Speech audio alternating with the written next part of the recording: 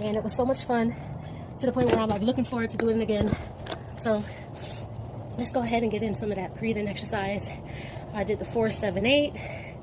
So we're going to inhale 4, hold 7,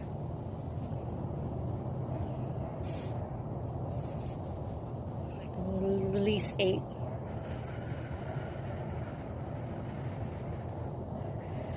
Again, inhaling 4, hold 7,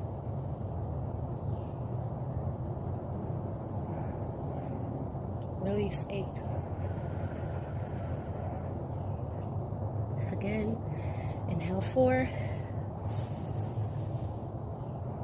hold 7,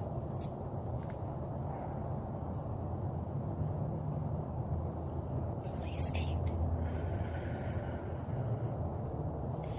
So really what brought me into getting into my breathing, back to my breathing exercises, was I was realizing that I wasn't able to focus, but with the breathing exercises, it allowed me to really hone in on the breath, not spending so much time in the thoughts. I personally had my own breathing exercise that I started with this morning, where I was actually breathing in, holding for as long as I could, then exhaling, then holding as long as I could, then inhaling, to the point where it got so like exhilarating. It got so like I was just giving thanks to be able to just breathe.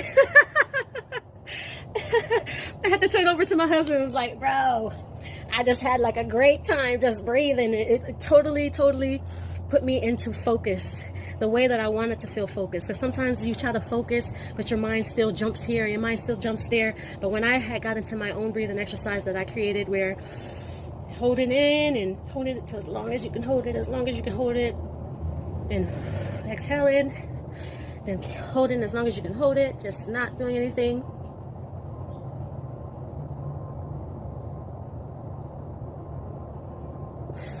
Until you breathe again. And it was just, it was a great way to start my day.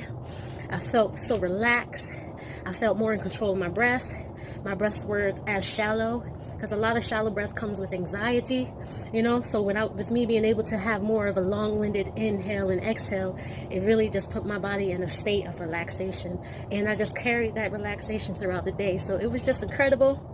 And then I was just like, how did I ever forget, about this?